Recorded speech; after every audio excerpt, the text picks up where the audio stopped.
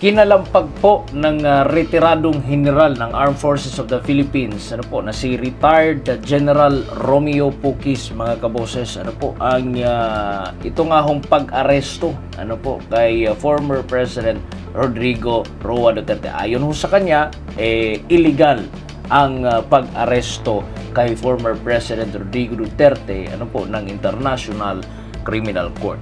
Base ho sa kanyang post, mga kaboses, Duterte's arrest is not legal.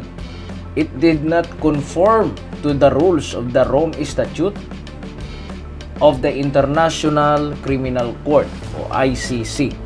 Kasi sabi ho niya dito sa Article 59, yung arrest proceedings in the custodial state o yung Pilipinas ho, mga kaboses, dapat dumaan sa notification process. After raw ho sa aresto, ang estado ho, mga kaboses, where the person Duterte was arrested, the custodial state must immediately notify the ICC, mga kaboses. At nilatag rin ho niya yung iba pa hong mga grounds kung bakit ho matatawag na illegal yun hong pag-aresto kay former President Rodrigo Roa Duterte. Pangalawa ho, a review of the arrest. Interim release pag yung pangatlo. Pang-apat is surrender to the ICC. At pang-lima, yung notification to the ICC, mga kaboses. Marami yung nagbigay pansin sa pahayag na ito ni retired General Romeo Poquis na hindi umano legal ang pag-aresto nga kay dating Pangulong Rodrigo Roa Duterte. Unang-una po, nakatanungan, may visa nga ba ang Rome Statute sa Pilipinas? Noong March 17, 2019 kasi, mga kaboses, opisyal hong kumalas ang Pilipinas sa ICC matapos yung ipahayag ni former President Rodrigo Duterte ang withdrawal noong 2018. Dahil dito, hindi nasakop ng ICC ang Pilipinas mula sa petsang iyon. Ngunit ang argumento rin ng ICC na maaari pa rin nilang imbestigahan ang mga krimen na ginawa bago ang withdrawal, particular na sa war on drugs, mga kaboses. Ito po, punto ng depensa ni Duterte na yun nga, wala ng visa ang Rome Statute sa Pilipinas, kaya't walang batayan ng ICC para maglabas ng warrant, mga kaboses. At yung punto ng ICC, may karapatan pa rin daw sila mag-imbestiga. Pangalawa ho, mga kaboses, himayin natin itong argumento ho ni retired General kay Romeo Poquis, retired General Romeo Poquis, mga kaboses. Ayon ho dito, sinunod nga ba itong artikulo ng Article 59 ng Rome Statute? Ayon sa sinabi ni retired General Poquis, may ilang prosesong dapat sundin sa isang legal na pag-aresto batay sa Rome Statute, mga kaboses. Una, dapat ipaalam agad sa ICC ang pag-aresto.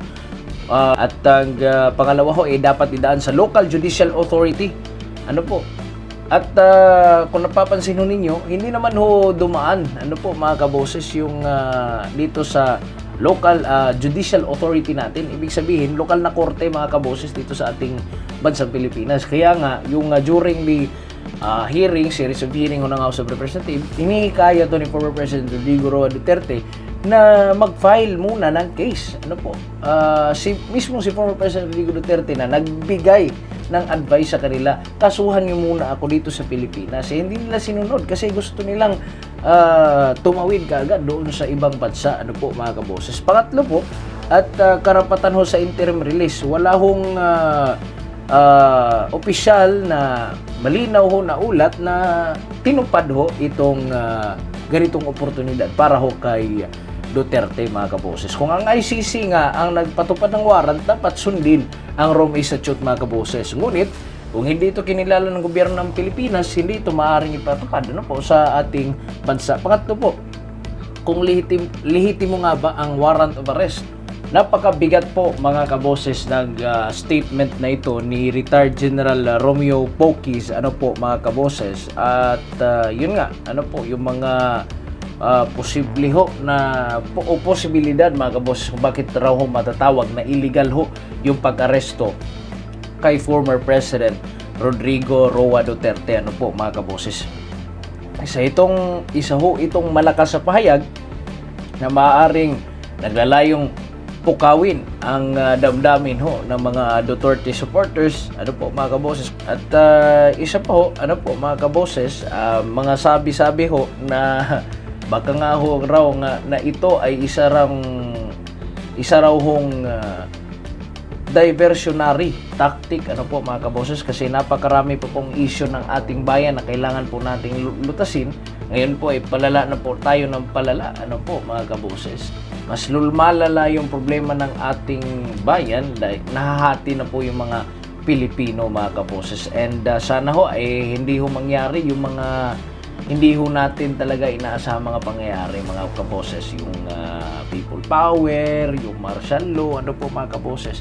Manatili ho tayong kalmado, ano po, sa lahat po ng pangyayari sa ating bayan. Gawin na po natin ang tama, ano po mga kaboses. Ano po yung reaction ninyo regarding po sa statement ho ni Retired General Romeo Poquis mga kaboses? Comment nyo sa baba mga kaboses. Maraming salamat po sa inyong pagsama sa akin, ano po, dito sa ating usapin ngayong araw. God bless po sa inyo lahat. Vox Populi PH po.